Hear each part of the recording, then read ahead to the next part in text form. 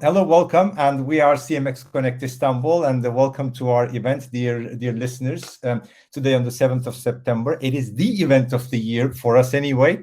We are going to be hosting this event together with CMX Book Club, where we are going to be hearing from a community superstar among us, some community royalty. Mr. Jono Bacon is with us, and we are very excited to bring this event to you, to our viewers in Turkey and possibly beyond. So just a few minutes of CMX Connect and the CMX itself. So CMX is the world's biggest network of community professionals, and the CMX Connect is its chapter program around the world. And what we do is, as you would guess, helping community professionals thrive. We have some guidelines. Obviously, the guidelines that are there for you to guide you, but we'd love you to have your camera turned on if you're going to be speaking on and coming up as a speaker, someone who's going to be asking questions face to face. Close any distracting applications. Use the chat box to ask questions, and grab your favorites. It's 1938 here in Turkey, but we know that it's the morning where Jono is, and some of you may be. So get yourself a cup of coffee or a cup of tea if you're in Turkey, as we are the largest country in the world in terms of tea consumption per capita. So speaking of network, we have more than 60 chapters around the world, so as you can see, and it's growing by the day, and Istanbul has been around since sometime last year. So our goals are to connect, to meet one awesome person. You already have, I hope. Learn, obviously, get some actionable thing you can implement today, and we have the expert to tell us so, an advocate to grow the community industry, and we hope you will after this event. We have some additional goals as CMX Connect Istanbul. Why? Because we are the only community management focused community and organization in Turkey. So we want to be Turkey's leading platform on community management. We want to become the leading resource and network for all community managers, be it professional, novice, or candidates. And finally, to be the first port of call for organizations looking for community professionals and to advocate for community management as a profession. Not that far off from the CMX Connect goals, but these are the things that we assumed on ourselves.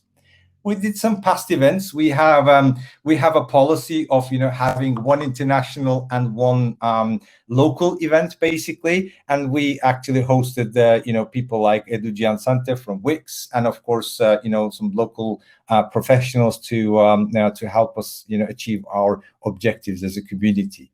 So these are our hosts.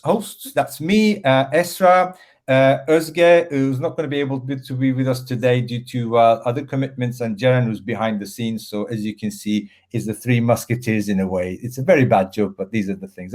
I've learned all this from watching community events. So I hope you're not minding. Anyway, this is our esteemed club that we're holding this event with. So Jamie has very kindly collaborated with us in bringing the CMX Book Club. That's the address that you can actually join them, and you can be notified of the future events. And there are some really cool ones where obviously community management books and the writers are discussed and greeted in the event. So Jamie, thank you once more again. And let's get to that's exploring people-powered, how communities can supercharge your business, brand, and teams by Jono Bacon. And it's going to be a great event. So Jono, pleasure to meet and a pleasure to have you here. This is the book, and hopefully you should be able to get yourself a copy if you stay long enough. And then at the end, we are going to have a little bit of a raffle, again, courtesy of Jamie and the book club and Jono, and 2 books are going to be given away. So over to you, Jamie and Jono. Oh, by the way, Esra, would you like to say hello? Apologies. Yeah, hello everyone. First of all, welcome to our amazing event, and I want to thank each one of you for joining us tonight. Esra from Istanbul here. I'm one of the hosts of CMX Connect Istanbul, currently working as a software engineer, meanwhile leading and supporting some developer communities. I love building communities and being part of it. Hope you enjoy today's event and our superstar Jono. Welcome again. And that's all from my side. Looking forward to it. Thank you. Nice. Thanks, everyone. That's fantastic. Great introductions. And yeah, lovely to be here with the Turkish Connect. Big thing we're trying to do with the book club is, yeah, go around as many Connect chapters as we can.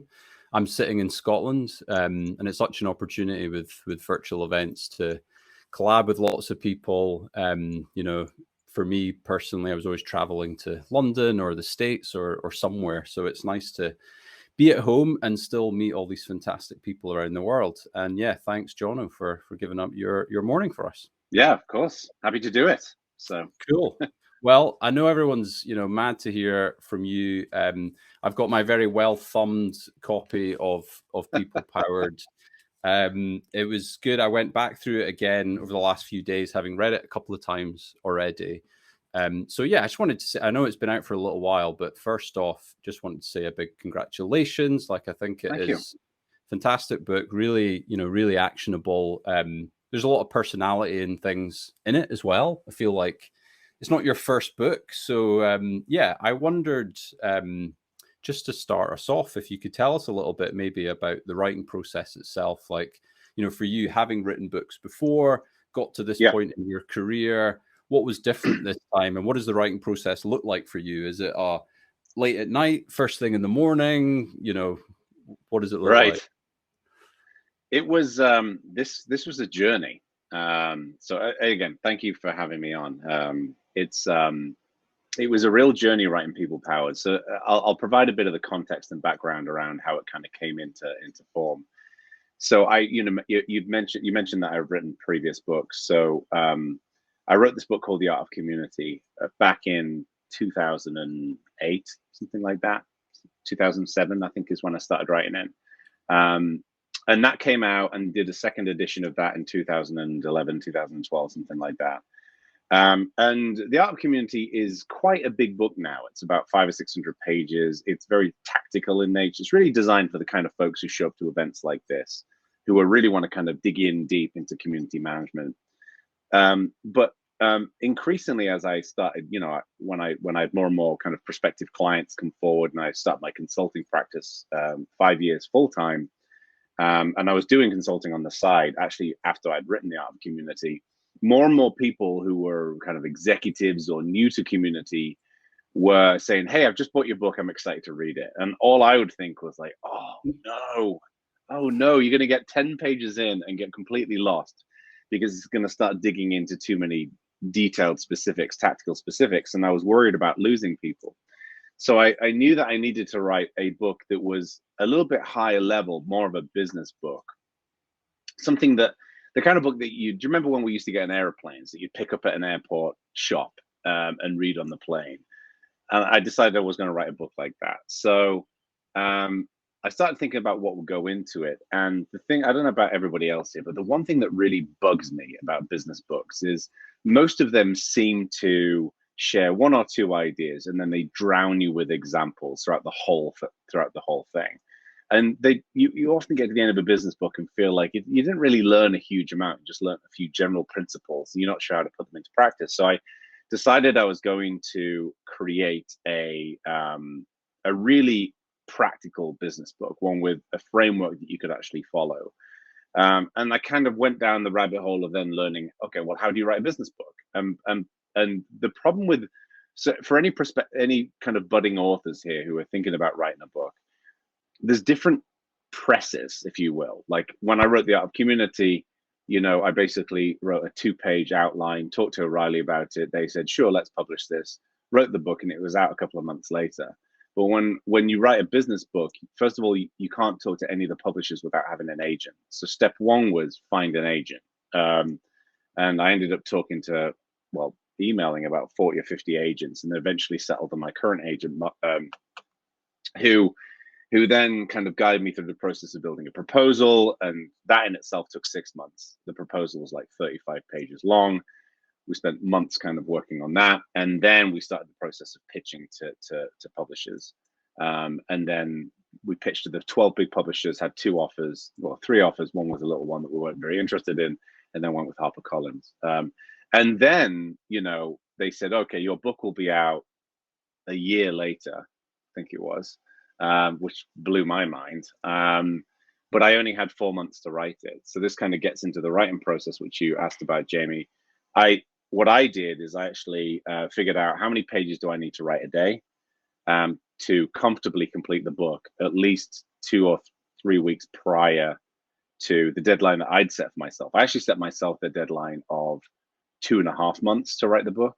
So then I would have another month of sending it out to people who I knew so they could provide feedback and comments so I could fix it up before it got submitted for editing. And I tracked it with like burn down chart. I created a spreadsheet in Google Docs and tracked it with burn down charts so I could figure out exactly how much I was writing and how far through the process I was.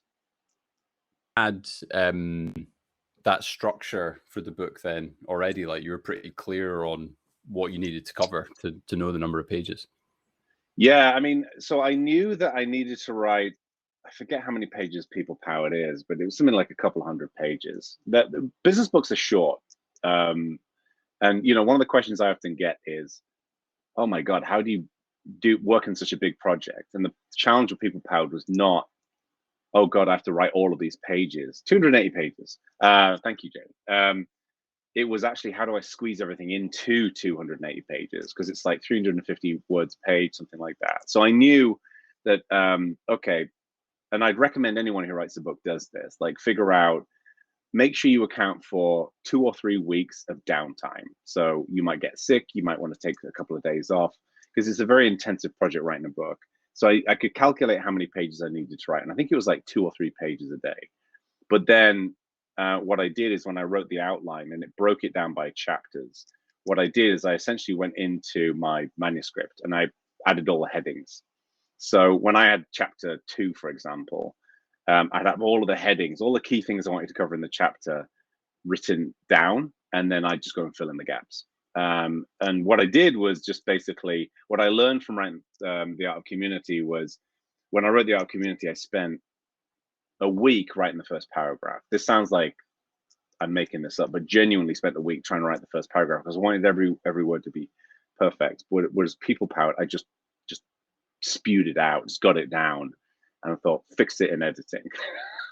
So the first draft of it was god awful. It was terrible, and then I went and fixed it up.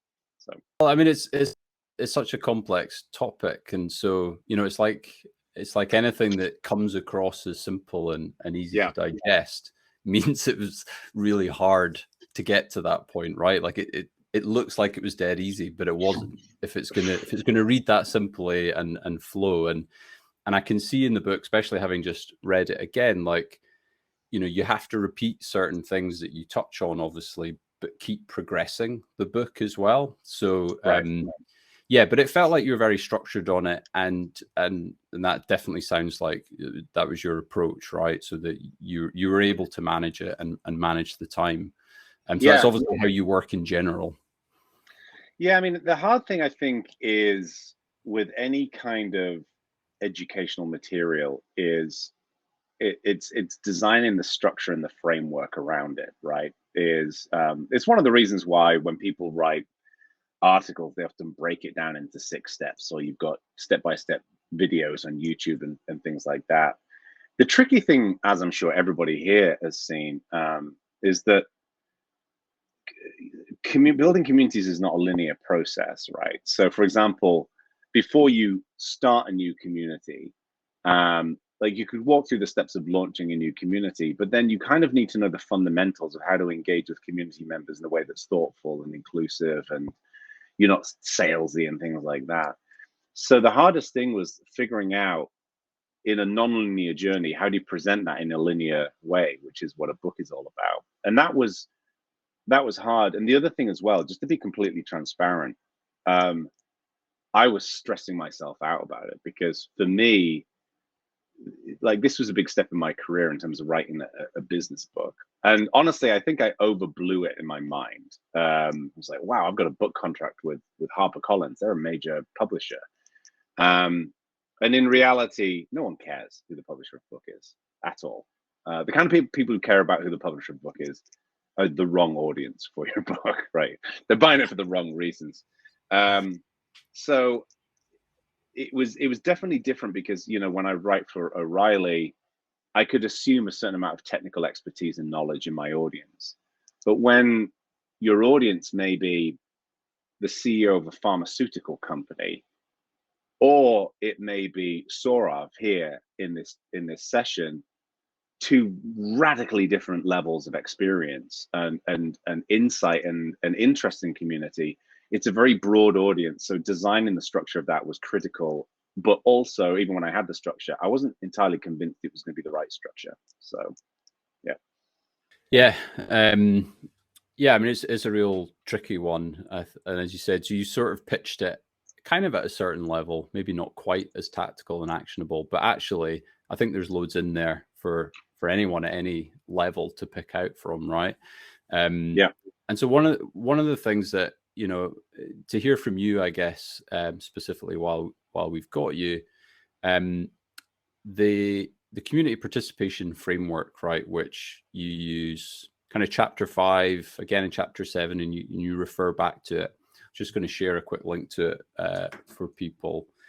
I wondered if you could talk a little bit about, you know, how you got to this framework. I know other ones like it exist, and just talk us through it a little bit. I'm just going to share a link here, which is to an image of it. Yeah. So this was actually something I started designing when I was at GitHub.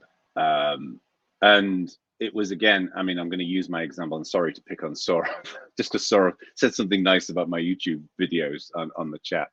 To me, there's like two different personalities in the world. And I'm going to assume, Saurav, that you are a community manager. You're very interested in community development, right? And then you've got like the CEO of a pharmaceutical company. These are two very different personalities with two very different sets of needs. You know, the Sauravs of the world are going to be wanting to really dig into the specifics of how you build an engaging, thriving community. And then the pharmaceutical CEO is going to be like, how do I put a program together and hire the right people and make sure we're successful? So the community participation framework there was really designed to try and guide both entities in the right direction, right? So the way it works is on the left, you got that little person there who is your target audience. Like, who is your audience and what do they care about? And this is one of the things I often talk about in my videos, talk about with my clients, and certainly talk about in People Powered, is the only way to build a great community, in my mind, is to provide value to your audience. If they can't get something concrete out of it that's useful to them, they will go away. They will try something else. No matter how friendly, how engaging, how inclusive your community is, if people can't get something out of it, they are not going to keep coming back. So as identifying that audience is critical. So for the CEO, you know, that's going to be understanding who your customers are. For example, it's going to be understanding what they want to get out of your product or your service. Or if you're targeting an activist kind of group, then it's going to be, okay, well, what do people want to get out of the experience of being part of that group as activists? But then for your community management crowd, it's okay, well, how do we get specific in terms of the content and the events and whatever else that we serve to those folks? Then what you do is you want to get them to a piece of value, which is that star. And that is, okay, well, how do we give someone a quick win as quickly and as easily as possible? And that triangle thing there with 1 through to 6 is the onboarding journey to get them from your target audience to that piece of value as quickly and as easily as possible. This is a reaction to one thing that bugs me about a lot of communities, which is all the outreach and the engagement and the advocacy is brilliant. But then when people show up, it's a complete nightmare to get started.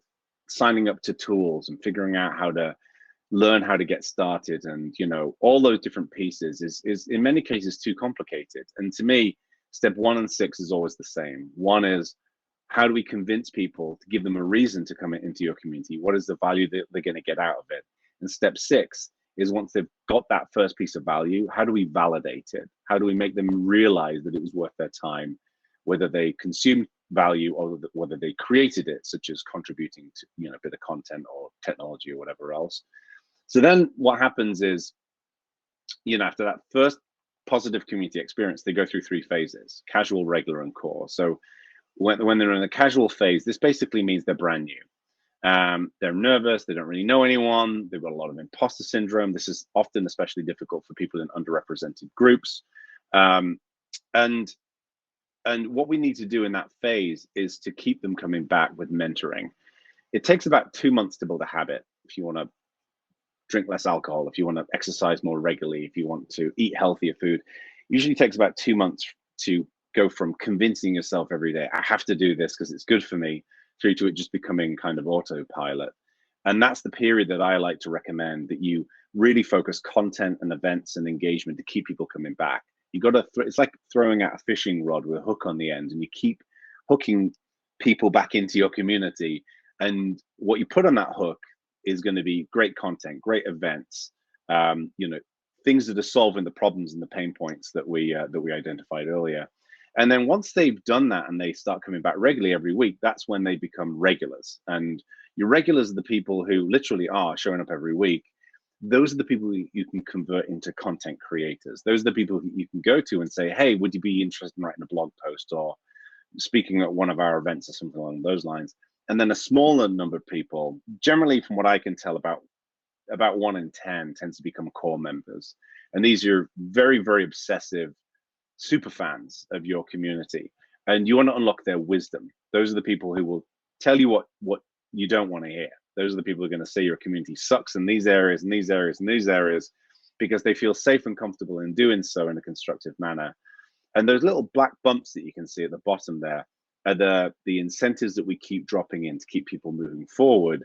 So how do we drop the right incentives in those phases? So the incentives in the casual phase is going to be around mentoring and validation, making people feel comfortable. But the incentives in the regular phase are going to be, for example, around incentivizing people to contribute, to create new content, to add value to the community. So, you know, this took years for me to kind of develop in my own head. And the first 5 iterations of this were garbage.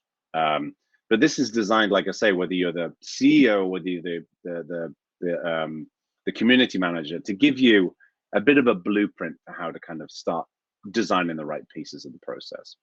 Yeah, I think that's it. It's like, doesn't really matter where you are on your journey. You can put this down in front of your team and go like, okay, what does it look like for us? And what I liked, and we did this too. I mean, there's a ton of outputs that obviously can come out from this and from some other frameworks that you use, but you repeatedly remind the reader in the book that, you know, you've got to prioritize, you've got to have a plan, and you've got to stay on top of that plan.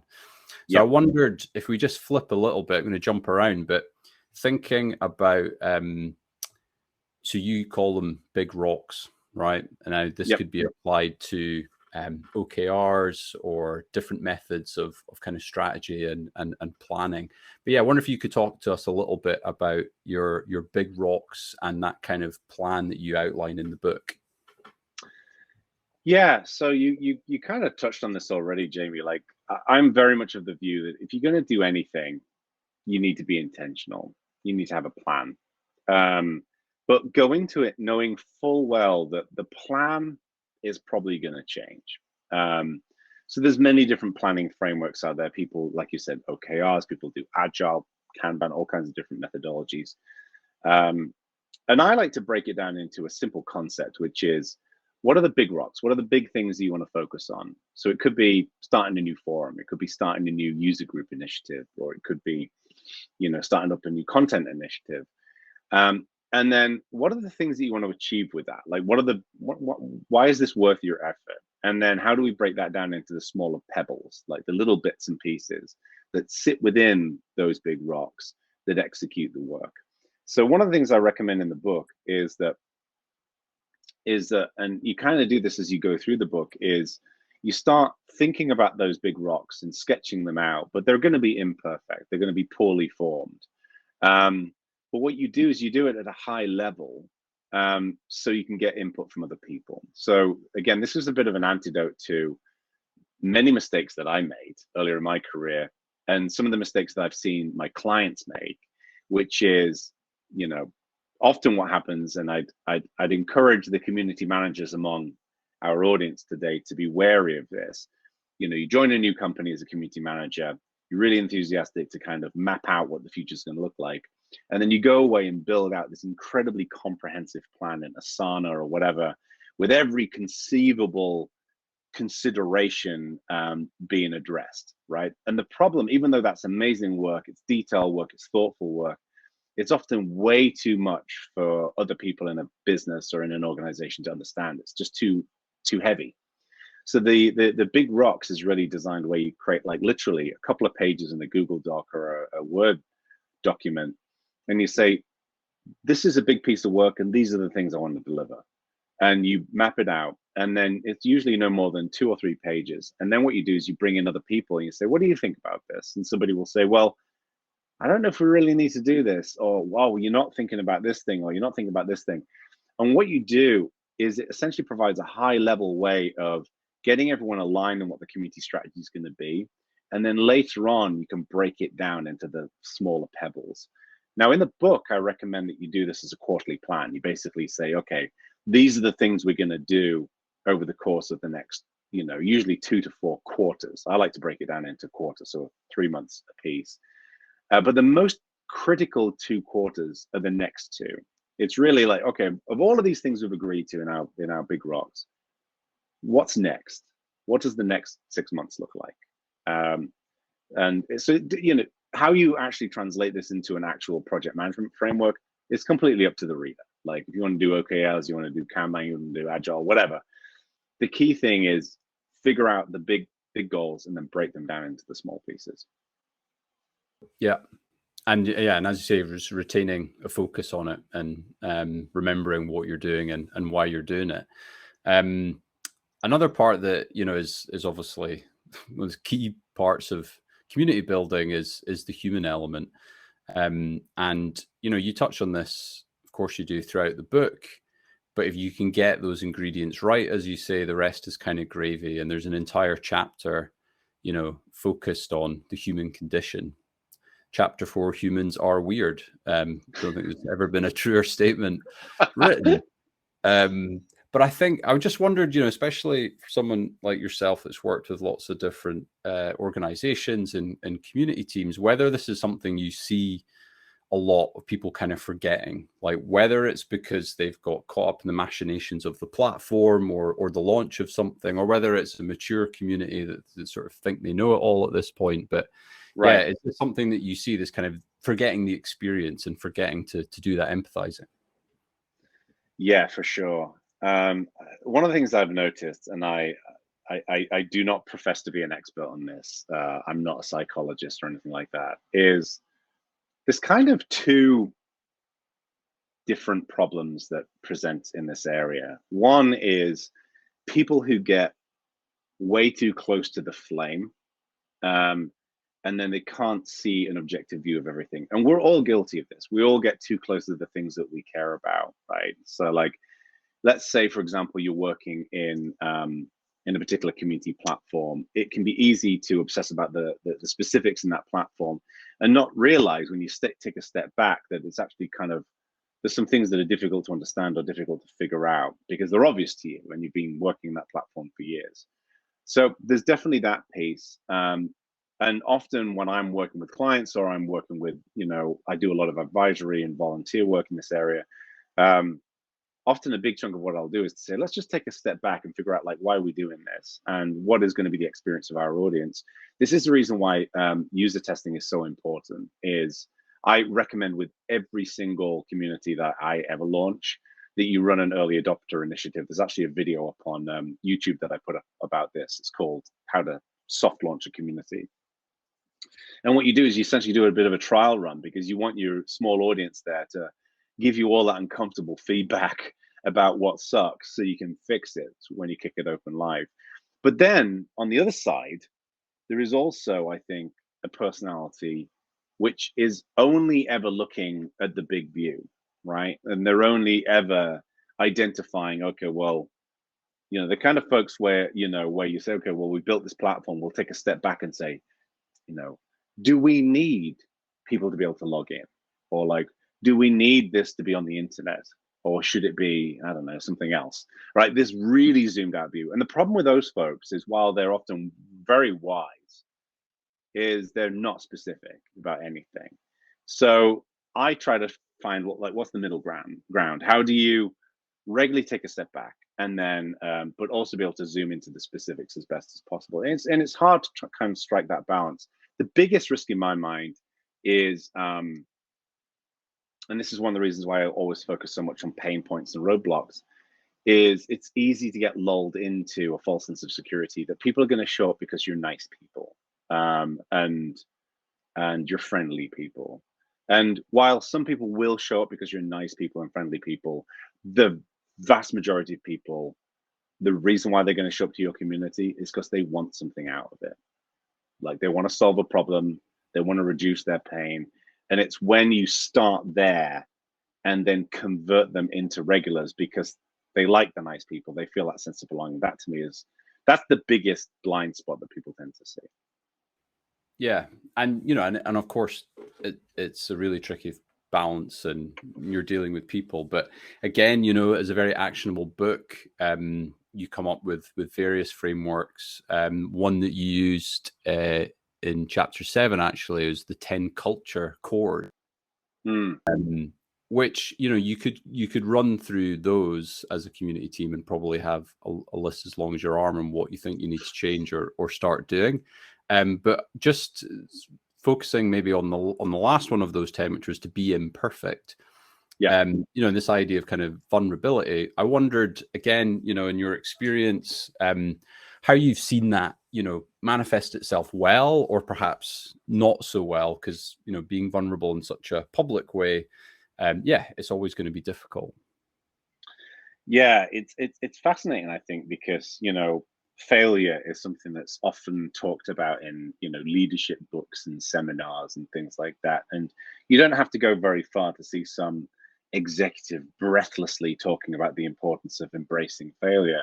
But it's amazing how few people actually do it. I think, and I don't mean to be a cynic about this, but I've worked with people hands-on where they have failed and they've been very reluctant to address it, or to learn from it, and then they've literally walked into a next session and talked to their company about the importance of embracing failure. And I get it, because it's weird to like put yourself out there, especially when you're in a position of influence, whether you are, let's say, running the CMX Connect Istanbul, or whether you're running a company, or whether you're part of a family or whatever. The way I tend to look at it, and what I try to say to these folks when they struggle with it is, one of my biggest fears in life is that I'm doing something wrong and people are afraid to tell me. And so therefore, when people offer criticism or they offer a comment, to me, it's great. It's wonderful information. It's like getting a map to being a better person, and it's incredibly valuable. But it can only succeed when the intent behind that feedback is honorable, and is not so much complimentary in a politeness way, but complimentary to your success, right? We often talk about toxic people on Twitter and Facebook and things like that. And my view is, you don't have to talk to them. Like, there's no rule that says that you have to talk to assholes, right? But when somebody comes to you with constructive feedback, or when you fail and it doesn't go well, to me, that the amazing antidote to that is, wow, this is something I learned. I took a step forward today. But it's got to be safe. It's got to be secure. And it's hard for a lot of people. I think it's particularly hard for a lot of folks in underrepresented groups who are experiencing a very different internet in many cases than some other folks. So it's a difficult one, and I think it's something that frankly gets easier as you get older. Like when you're 21 years old, I think sometimes it can be harder to deal with that, because you're still carving out like the formation of your career and all the rest of it. But when you're an old fart, it's sometimes a bit easier to be able to say that kind of stuff. So yeah, it gets easier the older you get. Yeah, unfortunately, that was one good thing about getting old. Peter's made a good point there, that sometimes it's the in the moment feedback as well. You got to remember that it's hard for someone to either act vulnerably or to share critical feedback with someone, and actually at that moment you might react a certain way, but you need to take it on, I think, as Peter's trying to say, and then and they will take it on, having provided that feedback or acting vulnerable, it will have had an impact, and it is really valuable. Yeah. And I guess this gets into the leadering, you know, and the sort of mentoring part and the culture part, which is, I just think it's so important, but it's a hard one. It's a hard one to, I guess, to prioritize amongst all these other things that you kind of need to do. Yeah. I'll give you a very quick example that's formed my fear about doing something wrong and people not telling me. I went to university with this wonderful, wonderful guy who, unfortunately, had like a bit of a body odor problem. Like he smelled pretty bad, and I think it was brand new, like the rest of us, living away from home, didn't have his parents doing his laundry and stuff like that, and just a real gentle human being. And everybody was kind of talking about it behind his back, and nobody was willing to talk to him about it. You know, despite the fact that he was a lovely human being who had more than earned the courtesy of that information being shared. So I felt bad about this because, you know, everybody was complaining about it. And I was like, look, I'll talk to him. And I sat down and gently said, like, I've noticed that there's a bit of a body odor, and I just wanted you to know. And it fixed the problem almost immediately. But he had no idea. And there's been many other cases, like, for example, there was a very, very antisocial individual in the Ubuntu community who I sat down with and talked to about how he was getting a reputation for being antisocial, and he had no idea either. Like, so I think always look at the intent behind the feedback, and sometimes people are not very good at expressing feedback as well. So just because it might be bluntly shared, I wouldn't dismiss it as well. No, I think that's the point. It's difficult to do. So quite often people aren't going to give it very well because it's hard for them to do it in the first place. So yeah, you got to be open to it coming. Right. Well, I can't believe like we've kind of almost had about 30 minutes. Feel like we've just scraped the surface, but I am going to talk to you again and put out a slightly longer interview with you for the podcast. So thanks for that, and I'll share it with everyone. But one final question for me, I guess, before we get to questions from those that have come along. I was wondering, you know, now for you, what's exciting for you with the consulting work that you do? Like, is it brand new communities and launching something, trying to help shape that, or is it, you know, shaking up an organization about the way community fits in? Is there something that you really get excited about when you get a gig these days? Well, that's a good question. I think there's kind of two pieces to this in my mind. One is I'm always, frankly, more excited about anything that's got a quote unquote humanistic impact, right? So working with people who work in medicine, or, you know, for example, open source projects that are helping the world. Like, you know, for example, one project I worked with, I did some work with the Gates Foundation around this open source project called Mojaloop, which is a piece of software that helps financial inclusion for the poor in large swathes of Africa. And that was really rewarding working on that kind of stuff. You know, sometimes that's a little bit more interesting than some yet another blockchain company. But then the other thing as well is it sounds cliched, but just anything that's kind of building muscle in me, like anything that's new and uncomfortable. I love doing new things. I love learning new things. For me, the most exciting thing about community is always being kind of blazing a new trail. You know, there's always some of that in consulting. There's not as much as I would like. A lot of the companies I work with are kind of more of the same, which is fine. But when I get something new, and that could be a new industry sector or whatever, or just a new type of work, I always prioritize those clients in terms of like taking those on. If it's more of the same, I tend to say no. So yeah. And variety is the key, I think, and it's a great thing about being in community too. Like, there's lots of different ways it can go, even if you are with one organization. Fantastic. Well, thanks very much for answering those questions. going to get the others back up, I believe, and we'll get some questions from the audience. I can have a look, see what we've got.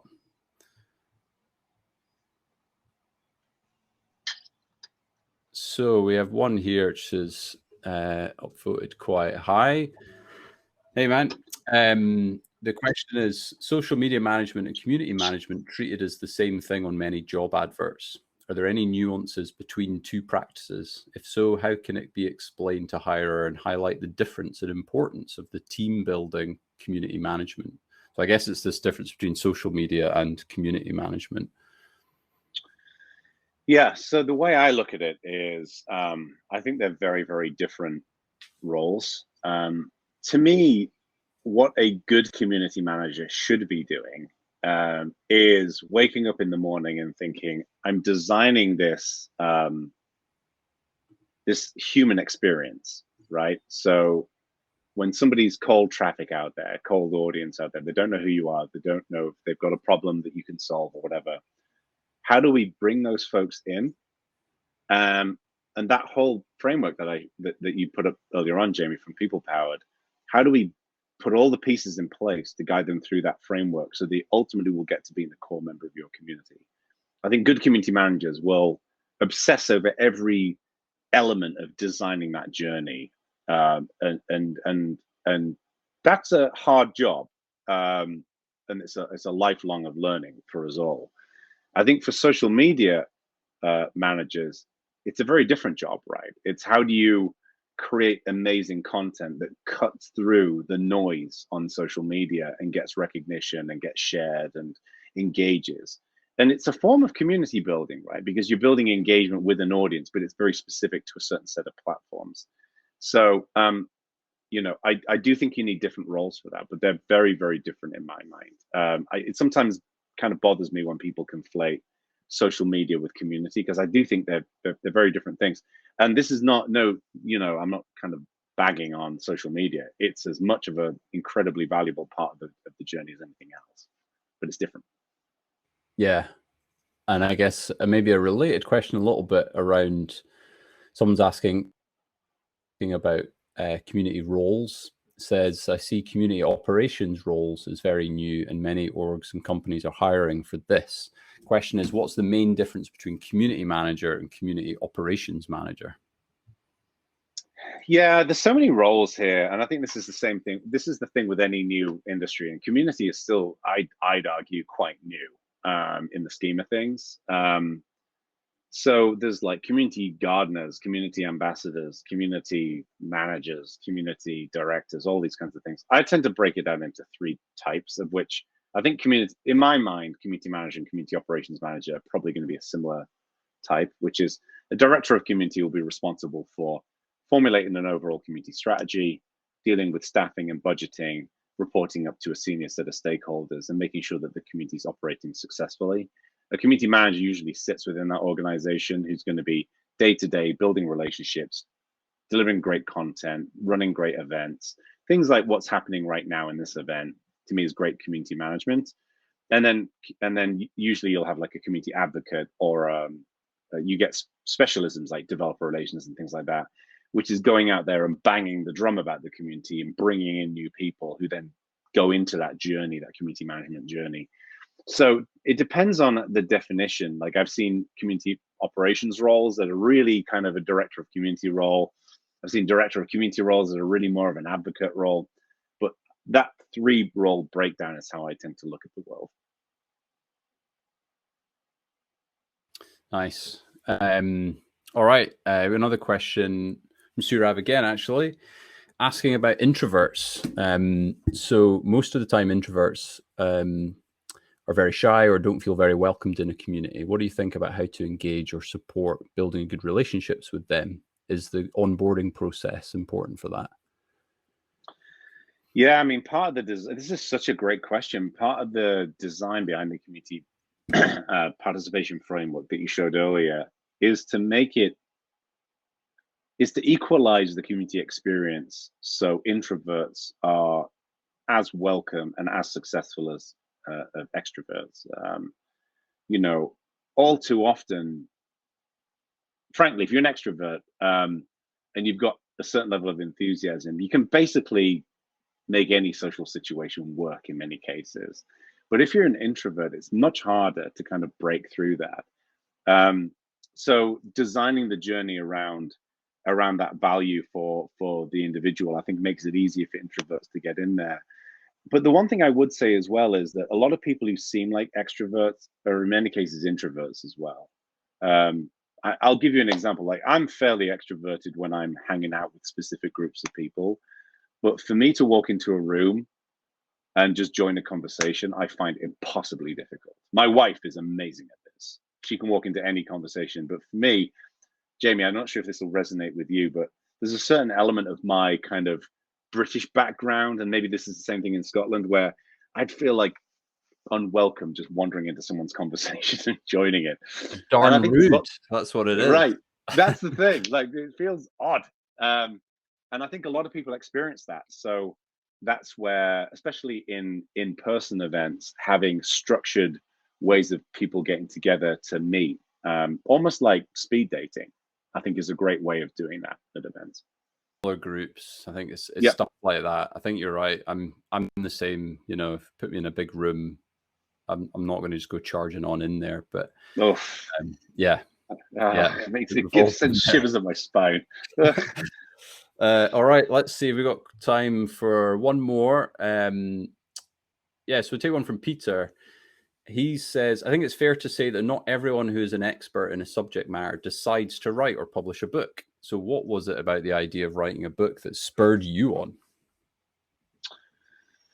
Wow, another great question. So the first book that I ever wrote was called Linux Desktop Hacks for O'Reilly. Back about 235 years ago is when this book came out. For me, the reason why I wanted to write it was I was a complete O'Reilly publishing nerd. I used to collect the books. And I used to work in a bookshop, and the bookshop got acquired by another bookshop. So all of our stock was basically being sold off for a couple of pounds a piece. And my manager said, steal as much of it as you want. So I took all of the O'Reilly books. So there was, for me, it was a bit of a dream of writing a book for O'Reilly. And it was a huge deal for me personally when I got the opportunity to do that. I think for most people, though, writing a book, there's something weird about human beings and books, right? Like, for some reason, books and people who write books are seen in high regard. And there's many awful books out there. And it's for other people to decide whether my books are good or not. It's not my choice.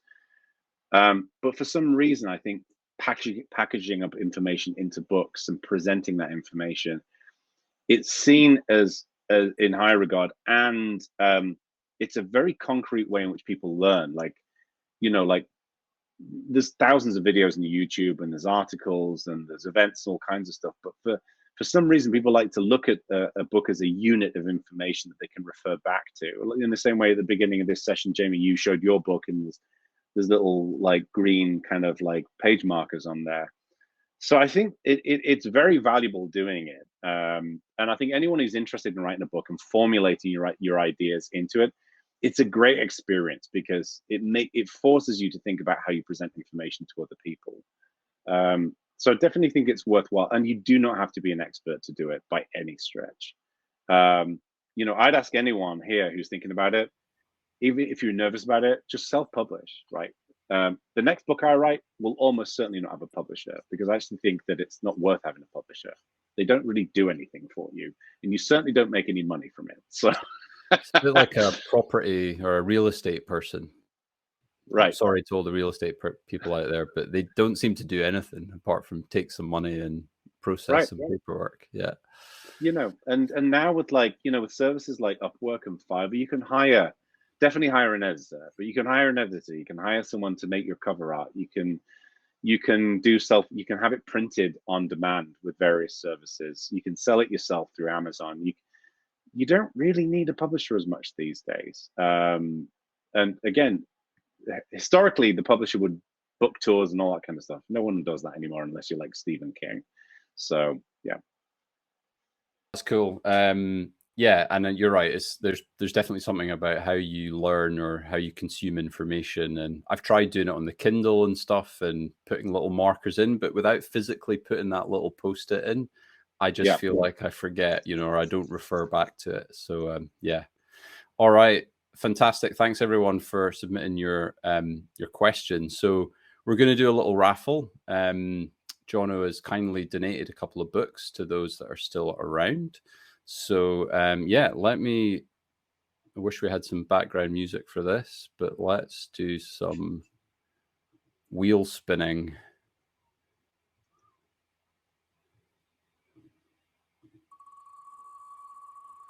Hold your breath.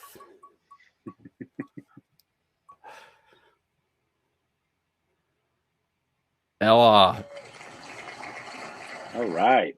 Yeah, dear winners, if you reach us through DM, we'll be able to pass your details on to Jamie and the book club, who's going to be bringing you the books. Yeah, well done, Ella. Okay, and we got one more.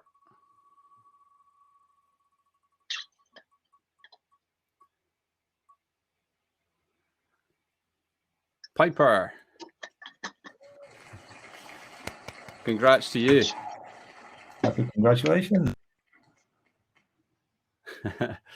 Awesome. If you've already got a copy now, you can donate it to your friend, which I'm sure you've already got a copy. So again, I just want to say a big thanks, Jono, from me. Really appreciate it. And I'll catch up with you again just to ask you a few more questions. I've got tons more I'd love to ask. And we're going to hand it back over to the Istanbul crew. Thank you. That was fantastic. It was such a pleasure having you, and thanks for this wonderful session. I echo our kind listeners, and it's been an absolute pleasure. And thanks for your time this morning.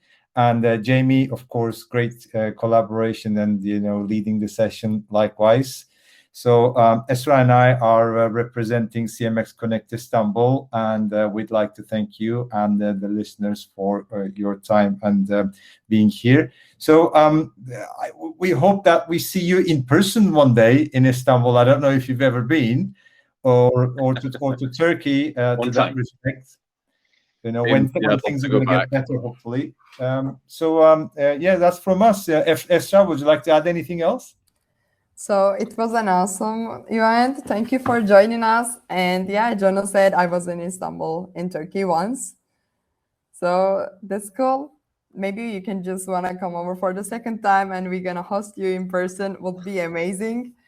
So yeah, it's awesome. Thank you. Thank you also, Jamie. Same time. That was a good one.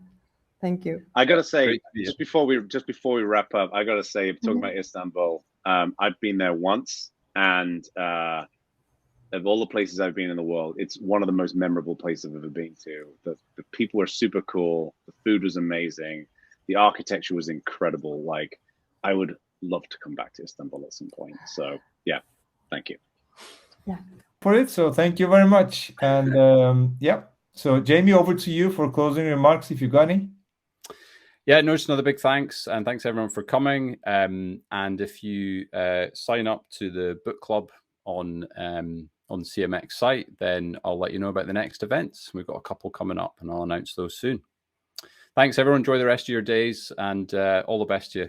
Goodbye.